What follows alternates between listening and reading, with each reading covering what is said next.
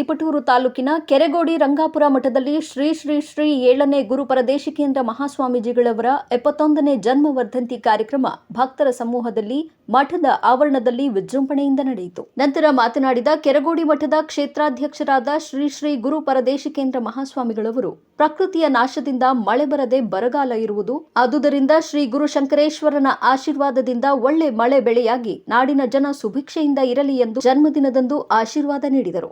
ಈ ಸಂದರ್ಭದಲ್ಲಿ ಗೊಲ್ಲಹಳ್ಳಿ ಸಿದ್ದಲಿಂಗೇಶ್ವರ ಮಹಾಮಠದ ಶ್ರೀ ವಿಭವ ವಿದ್ಯಾಶಂಕರ ದೇಶಿಕೇಂದ್ರ ಮಹಾಸ್ವಾಮೀಜಿಗಳು, ಗೋಡೆಕೆರೆ ಶ್ರೀಮಠದ ಚರಪಟ್ಟ ಅಧ್ಯಕ್ಷರಾದ ಶ್ರೀ ಮೃತ್ಯುಂಜಯ ದೇಶಿಕೇಂದ್ರ ಮಹಾಸ್ವಾಮೀಜಿಗಳು, ಮೂಡಳು ಮಠದ ರುದ್ರಮುನಿ ಮಹಾಸ್ವಾಮೀಜಿಗಳು, ಹಳೆಯ ವಿದ್ಯಾರ್ಥಿ ಸಂಘದ ಅಧ್ಯಕ್ಷರು, ಅಪಾರ ಭಕ್ತ ಸಮೂಹ ಹಾಜರಿದ್ದರು.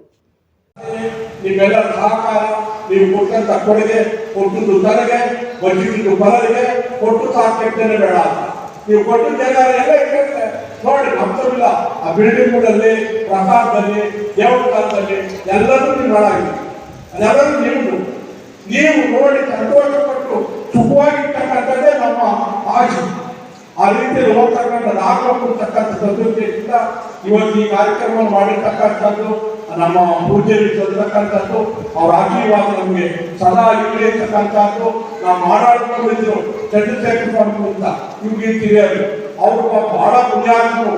ಯಾರೇ ಕೂಡ ಅವರನ್ನ ಸರಿಯಾದ ರೀತಿಯಲ್ಲಿ ಸಹಾಯವನ್ನು ಮಾಡ್ತಾ, ಪೂಜೆ ಪುರಸ್ಕಾರಗಳನ್ನು ಮಾಡ್ತಾ, ಬಹಳ ಸಜ್ಜನಿಕೆಯಿಂದ ಶ್ರೀಗಳಂತಕ್ಕಂಥ ಗೌರವಾನ್ವಿತ ನಡೆಯುವುದಿಲ್ಲ ಕಲಿತಕ್ಕಂಥ ಮಹಾಪುಣ್ಯಾತ್ಮ.